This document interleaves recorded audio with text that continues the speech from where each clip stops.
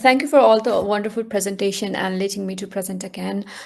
So today I will be presenting you an ongoing QIP project in the Bedford Hospital, and I'd like to thank all the co-authors. And so this is about discussing about the improving the acute management of hypertensive urgency to especially reduce the cardiovascular pathologies and other complications. Um, so at first, I would like to discuss about the hypertensive urgency and hypertensive emergency. So hypertensive urgency is defined as when the blood pressure is more than 180 of and systolic and diastolic more than 110 millimeter of mercury without the evidence of any organ damage, and it usually presents with the clinical features like headache, bleeding from the nose, or symptoms related to anxiety as well. Whereas the hypertensive emergency, it involves the severe blood pressure elevation more than 180 millimeter of mercury systolic and more than 120 millimeter of mercury diastolic with the signs of end organ damage. And it usually presents as a chest pain, shortness of breath, the symptoms of neurological deficits like confusion and weakness, signs of renal failure, and in this case, the immediate medical intervention is very critical to prevent the serious complications like stroke, myocardial infarction, and renal failure as well. So this is about the difference between the hypertensive urgency, emergency, and the investigations that is required if someone presents in the clinical setting with the blood pressure more than 180 systolic and more than 120 millimeter of mercury diastolic. So in this presentation, before presenting my work, we will be discussing about few guidelines like Royal College of Emergency Medicine guidelines, European Society of Cardiology guidelines, European Society of Hypertension guidelines, and British Hypertension Society guidelines about the hypertensive emergency and hypertensive urgency management. So at first, let's discuss about the European Society of Cardiology, which states that the term hypertensive urgency describes the severe hypertension in patient without the clinical evidence of acute organ damage. While this patient require blood pressure reduction, they do not usually require the hospital admission, and blood pressure reduction is best achieved with oral medication according to the drug treatment algorithm, which we will be discussing later. But this patient may require more urgent outpatient review to ensure that their blood pressure is controlled.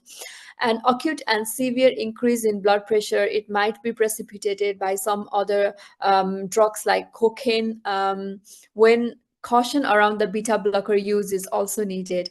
And when the patient present in emergency department with acute pain or distress, the blood pressure may be acutely elevated. That will normalize when the pain and distress are relieved, rather than requiring any specific intervention to lower the blood pressure.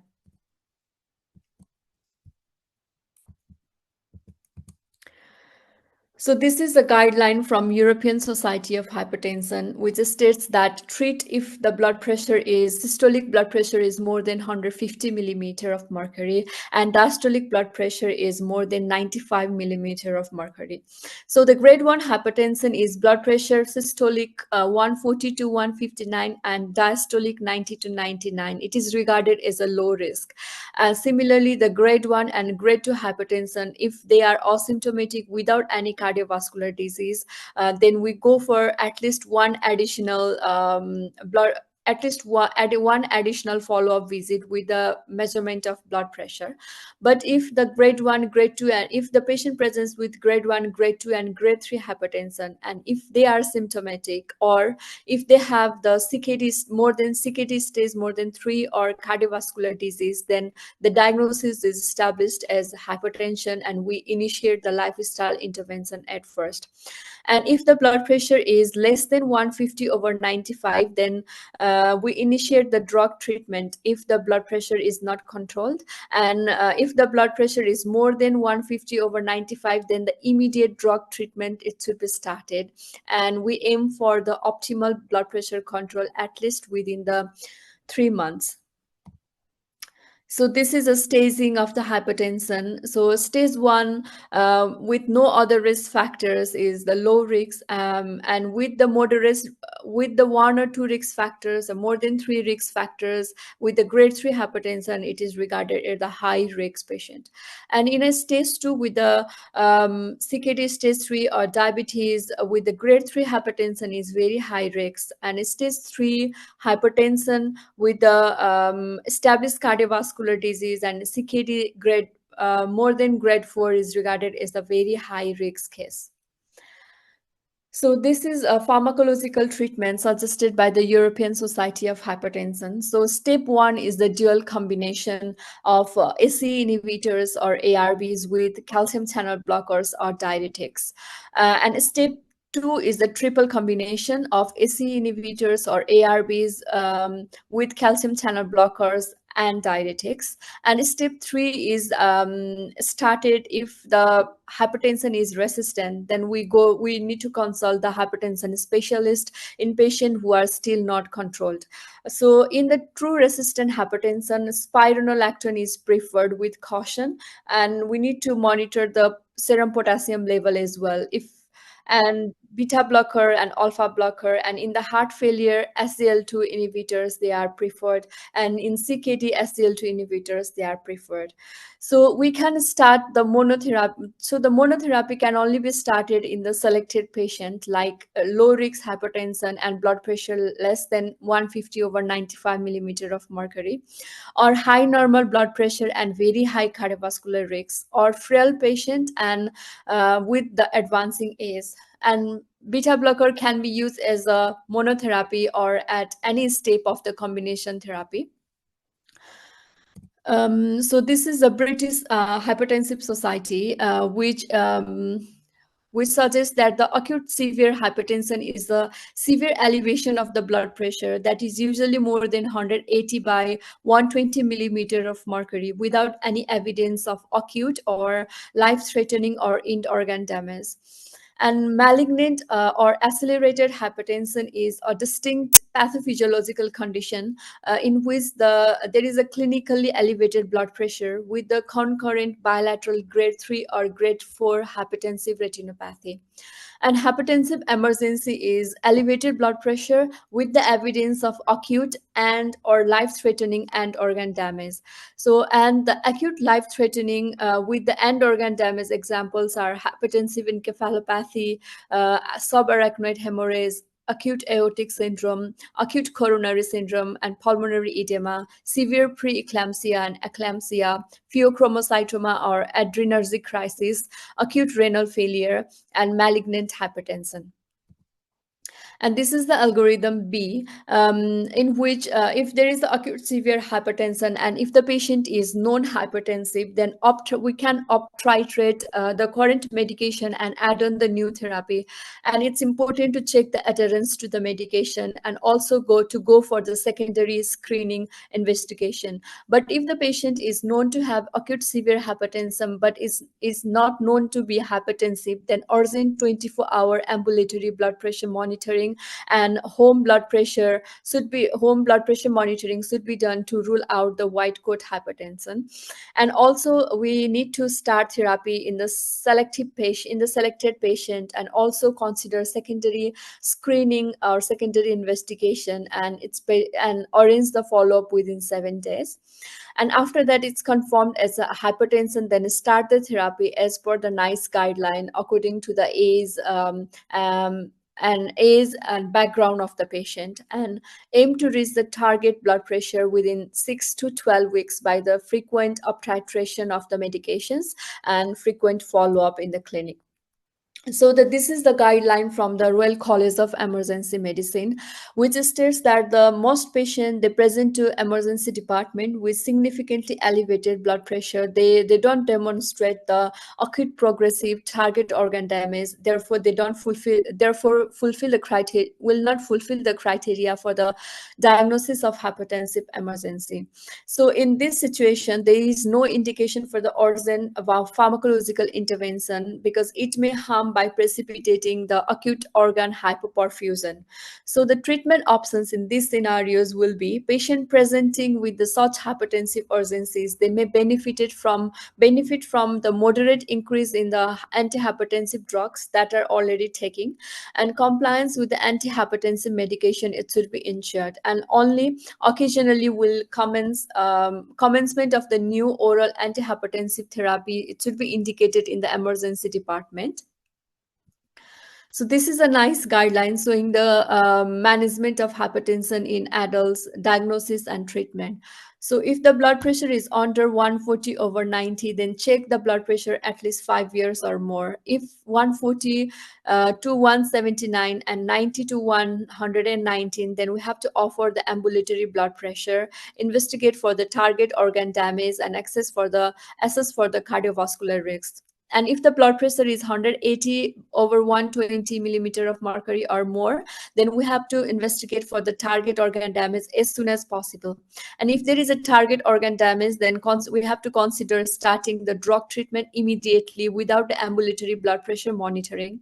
And if there is no target organ damage, then confirm the diagnosis by repeating the clinic blood pressure measurement within the 7 days, or consider monitoring using the ambulatory blood pressure within 7 days. And also refer for the ASTEC same day specialist review if there is a retinal hemorrhage, life-threatening symptoms, or suspected pheochromocytoma. So this is algorithm showing the choice of hypertensive drugs in between calcium channel blocker, ACE inhibitor, ARBs, and addition of the low dose spironolactone if the blood potassium level is less than or equal to 4.5, and addition of alpha blocker or beta blocker if the potassium level is more than 4.5. So it is obviously important to rule out hypertensive emergency and associative condition, and will need outpatient follow-up with the additional investigations to rule out the secondary causes. So we did an audit with the questions like giving a short-acting hypertensive and aim for rapid lowering of blood pressure, or giving a long-acting hypertensive with an aim for slower reduction of blood pressure, or up-titrate the usual dose and add on additional agent, or what is the target blood pressure. So what is our practice is we collected the data from December 2024 to February 2025 with the patient with hypertension, hypertensive urgency, and hypertensive emergency as coded as diagnosis in A&E and in the medicine department. And we found 21 patients with elevated blood pressure.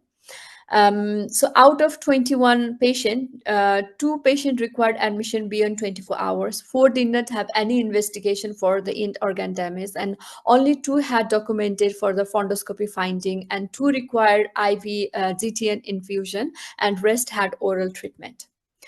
So in A&E, out of 21 patients, 13 patients had amlodipine, 10 patients they had doxazosin, 3 patients had ramipril, and 3 patients had other antihypertensive drugs. So we were studying like, is there something better than amlodipine? Nifedipine has the rapid onset of action, and amlodipine, the peak plasma levels they reach in 6 to 12 hours. However, the steady state levels take about 7 to 10 days to develop. And doxazosin peak plasma levels is 2 to 3 hours, rapidly absorbed through the GI tract. So a review of literature shows the nifedipine is a preferred option in the management of hypertensive urgency or asymptomatic hypertension. It has a rapid onset of action, most extensively studied, and it should not be used sublingually. So usually the other trusts, they have the established guidance for hypertensive urgency, but we need to keep an open mind for the patient who are requiring the admission, and all the patients should be advised to see their GP after the discharge to review the blood pressure control and optimization of medication. So there is no if there is no evidence of end organ damage, then we can document for the fundoscopy, ECG, urine dip, and label as the hypertensive urgency. Discharge can be considered if the blood pressure is less than 180 over 120 millimeter of mercury. If the treatment is required, we can consider nifedipine or repeat the dose of own antihypertensive medication, and target blood pressure reduction of 25% in 1 to 2 hours, and aim for blood pressure less than 160 over 90 over 6 hours, and investigate for the secondary causes with in the acute medicine, and same day escalation clinic follow-up if needed, and advise to monitor blood pressure and see the GP to ensure the adequate post discharge control. So this was a question in our QIP or audit. There were the 39 responses. We were checking about the knowledge about the hypertensive emergency, and the pie chart shows the 87.2% of the colleagues. They marked elevation of blood pressure with end organ damage as hypertensive emergency. And this was a question about the distinction in between hypertensive urgencies and emergencies. And this was a question asking about what hypertensive drug would you prefer for patient with the asymptomatic hypertension and hypertensive urgency. So most of them choose amlodipine as a drug of choice for the hypertensive urgency. So this was a question asking about the knowledge about the drugs, about the most rapid onset of action, and 56.4% of the colleagues responded as nifedipine as the fast acting. And this was a question asking whether the doctors were able to perform or interpret fundoscopy to rule out the hypertensive retinopathy. And 48.7% marked as they were not confident, and 51.3% marked as they were able to perform or interpret the fundoscopy to rule out the hypertensive retinopathy.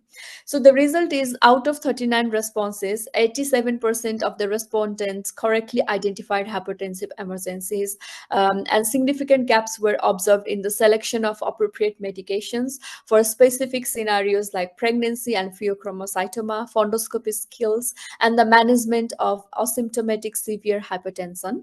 Only approximately 50% of respondents reported confidence in performing and interpreting the fundoscopy. So the conclusion is that the ongoing QIP identified the key educational gaps in the recognition and management of hypertensive urgency in A&E and in the Department of Medicine. So planned intervention include developing an educational poster clearly differentiating between urgencies and emergencies, alongside a treatment flow chart based on NICE and NHS guidelines, incorporating the use of nifedipine for urgencies and appropriate follow-up. So we are re-auditing, and we are in the middle of our project for the next cycle of audit. Thank you so much.